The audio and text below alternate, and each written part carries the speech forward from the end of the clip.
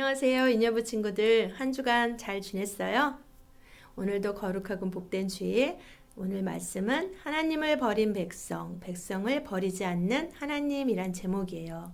사무엘상 12장 19절에서 23절 같이 한번 찾아 읽어볼게요. 다 찾았나요? 같이 읽어볼게요. 백성들이 사무엘에게 말했습니다. 당신의 종인 우리를 위해 당신의 하나님 여호와께 기도드려 주십시오. 우리를 죽게 내버려 두지 마십시오.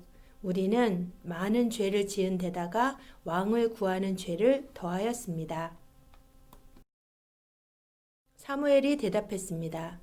두려워하지 마시오. 여러분은 나쁜 일을 하였지만 이제부터라도 여호와를 떠나지 마시오. 온 마음을 다하여 여호와를 섬기시오. 우상들은 아무 소용이 없소. 그러므로 우상을 섬기지 마시오. 우상은 여러분을 구해줄 수도 없고 도와줄 수도 없소. 우상은 쓸데없소. 여호와께서는 자기 이름을 위해서 자기 백성을 버리지 않으실 것이오. 그분은 여러분을 자기 백성으로 삼은 것을 기뻐하고 계시오. 나도 여러분을 위해 기도하는 일을 멈추지 않겠소. 만약 내가 기도를 멈춘다면 그것은 여호와께 죄를 짓는 일이 되오. 나는 여러분에게 무엇이 좋고 옳은 것인가 가르치겠소. 아멘. 친구들, 여기 한 사람이 열심히 달리고 있어요. 이 사람이 뭐라고 있을까요? 그래요. 이 사람은 지금 마라톤 경기 중이에요. 열심히 달리고 있어요. 이 마라톤은 42.195km. 4km도 아니에요. 40km가 넘는 42.195km를 달려서 우열을 가려내는 그런 스포츠죠. 그런데 2013년 4월 달에 영국에서 썬덜랜드라는 도시에서 열린 마라톤 경기에서 아주 황당한 일이 있었어요. 그게 뭘까요? 이 경기에는 이렇게 아주 수많은 사람들, 5천 명이 넘는 사람들이 참가했어요. 그런데 딱 한 명만 완주를 하고 또 우승을 했고요. 나머지 5천여 명이 다 실격 처리가 돼버렸어요. 도대체 무슨 일이 있었을까요?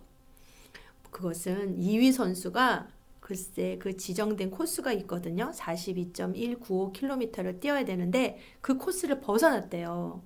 문제는 그 뒤를 따라오던 그 많은 수천 명의 사람들이 그 2위 선수가 달렸던 그 잘못된 길을 따라서 달렸다는 거예요.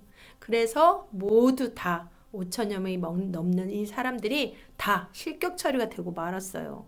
너무 황당하죠? 그런데 친구들, 우리의 믿음 생활에서도 이런 일이 일어날 수가 있어요. 많은 사람들이 가는 길, 또 많은 사람들이 말하는 길, 그 길이 그것이 하나님의 방법에 말씀에 맞는지 안 맞는지 생각해 보지 않고 우리도 모르게 그냥 따라갈 수가 있거든요. 아무 생각 없이 그냥 세상의 길, 사람들이 말하는 그 길, 세상의 방법을 따라가는 우리들을 향해서 하나님은 오늘도 우리에게 가르쳐 주세요. 우리 같이 읽어볼게요. 하나님의 길이 생명의 길이에요. 그래요. 우리의 인생도 마라톤과 같아요. 그래서 우리 친구들 지금은 1학년, 2학년, 3학년이지만 앞으로 먼 길을, 오랜 시간을 달려야 하거든요. 달려야 할 길이 있어요. 그 길은 바로 하나님의 길, 생명의 길이라는 것을 가르쳐 주시는 거예요. 하나님은 말씀을 통해서 우리가 하나님의 길을 또 이 생명의 길을 갈 수 있도록 항상 인도해 주세요. 하나님의 백성들이 아무리 죄를 짓고 하나님을 떠나고 하나님을 버릴지라도 하나님은 백성들을 버리지 않으시거든요. 하지만 사람들이 하나님의 말씀을 듣지 않고 계속 사망의 길, 멸망의 길을 가서 망하는 거예요. 하나님은 하나님을 존중한 사무엘을 통해서 이스라엘을 다스리셨어요. 제사장 나라답게 또한 거룩한 백성답게 사무엘이 나라를 섬기는 동안은 백성들 간에 다툼이 없었어요. 그리고 외부에서 다른 나라가 쳐들어오고 침략해오는 그런 일도 없었어요. 전쟁도 없었어요. 제사장 나라답게 5가지 제사를 지내면서 번제, 소제, 화목제, 속죄제, 속건제 이런 제사를 드리고 또 하나님의 시간표대로 지켜라 하는 그 절기가 있었죠. 유월절, 오순절, 초막절, 안식일 등 그런 절기를 지키면서 하나님의 왕이 되셔서 이스라엘을 평화롭게 다스리셨어요. 시간이 많이 흘러서 사무엘도 나이가 많아졌어요. 그래서 그 다음에 2아들을 사사로 세웠는데 그 둘은 사무엘처럼 이렇게 하나님 말씀대로 이스라엘을 잘 다스리지 못했어요. 그러자 이스라엘의 이 리더자들, 장로들이 대표하는 사람들이 사무엘을 찾아왔어요. 그리고는 다른 나라, 이웃 나라들, 지금 침략해오는 나라들이 사방에 있잖아요. 그 나라들처럼 힘 있는 왕을 좀 세워달라라고 이렇게 요청을 했어요. 다른 나라들처럼 힘 있는 왕이 군대를 이렇게 이끌고 막 전쟁에 나가면 승리할 수 있다고 생각을 한 거예요. 그런데 친구들, 우리가 지금까지 사사기를 통해서 배운 것을 한번 떠올려 보세요. 이스라엘이 다른 나라의 침략을 이렇게 공격을 받게 된 이유가 무엇이었나요? 그래요. 하나님을 떠나고 말씀을 떠나서 하나님이 막아주시지 않은 거죠. 다른 나라의 공격을 받았단 말이에요. 그들에게 왕이 없어서가 아니라 그들이 하나님을 신뢰하지 않았고 하나님을 버렸기 때문이란 말이에요. 그런데 이스라엘 장로들과 백성들은 왕이 없어서 이렇게 다른 나라의 침략을 당하고 있다고 그렇게 생각한 거예요. 하나님을 떠나고 말씀을 떠난 자신들의 죄를 잊어버리고 도리어 왕인 하나님을 버린 거예요. 그리고 사람을 왕으로 세워달라고 이스라엘을 다스리게 해달라고 요청을 했어요. 사사기의 역사는 계속 하나님을 떠나고 죄를 짓고 또 고통을 당하고 그럼 또 하나님께 부르짖고 하나님이 그러면 사사를 세워주시고 이 일이 몇백 년 동안 계속 반복되었다 그랬죠. 하나님이 아니라 사람으로 왕을 세워달라는 요구를 들으신 하나님. 하나님은 백성들이 사무엘을 버린 게 아니라 하나님을 버린 것이라고 말씀하셨어요. 너무너무 서운하셨겠죠. 그래서 사무엘을 통해서 왕이 세워지면 어떤 일이 일어날 거다라는 것을 미리 말씀해 주세요. 하나님은 어떤 일을 행하실 때 반드시 미리 가르쳐 주시고 미리 알려주시잖아요. 그래서 그 왕은 수십만 명, 그 많은 군대와 부하들이 세워지기 때문에 너희들이 세금도 많이 내야 될 것이고 또 너희의 자녀들, 너희의 소유가 다 빼앗길 것이고 그리고 부르짖을 때가 올 것이다. 너희들이 후회할 때가 반드시 올 것이다. 그때 하나님은 귀를 닫을 것이다. 라고 경고까지 해주셨는데 그 얘기를 듣고도 못 깨달았어요. 그리고 계속 왕을 요구했어요.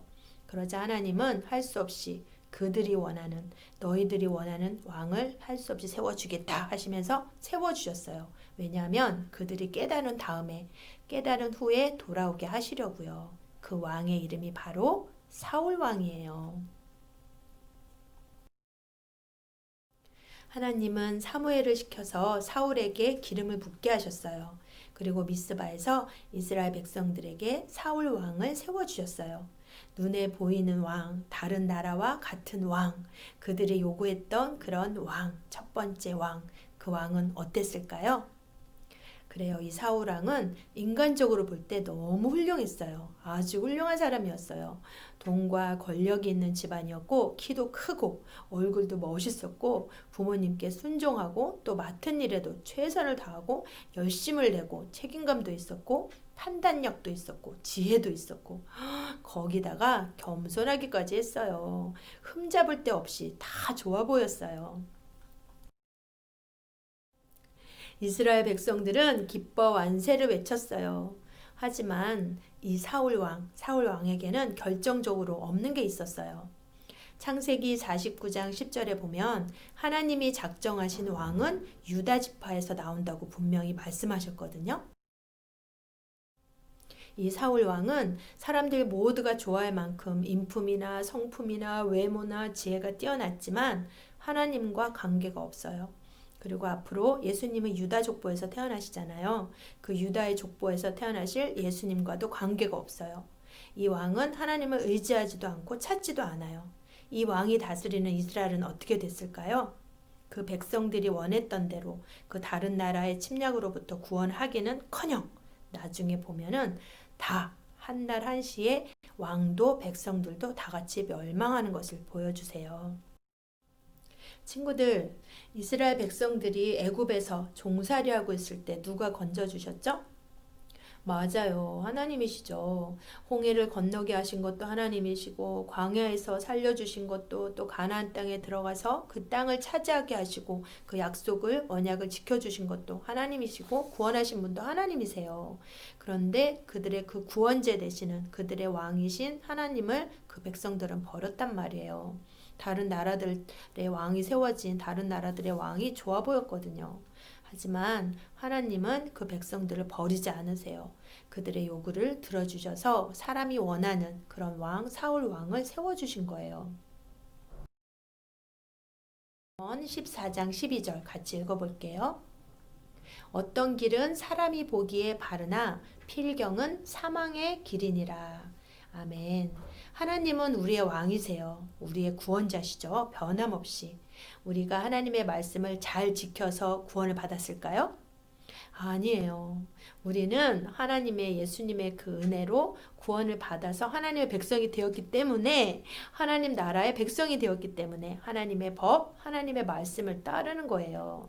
그 길이 우리의 생명의 길이라는 것을 또 우리에게 진정한 기쁨과 행복과 즐거움과 평화의 그 길이라는 것을 오늘 말씀을 통해서 다시 한번 가르쳐 주고 계세요. 우리 친구들, 때로는 우리도 이스라엘 백성들처럼 하나님의 방법, 하나님의 말씀보다는 세상의 방법, 세상의 길이 좋아 보일 때가 있을 수도 있어요. 하지만 오늘 말씀을 기억하길 바래요. 하나님의 길만이 생명의 길이에요.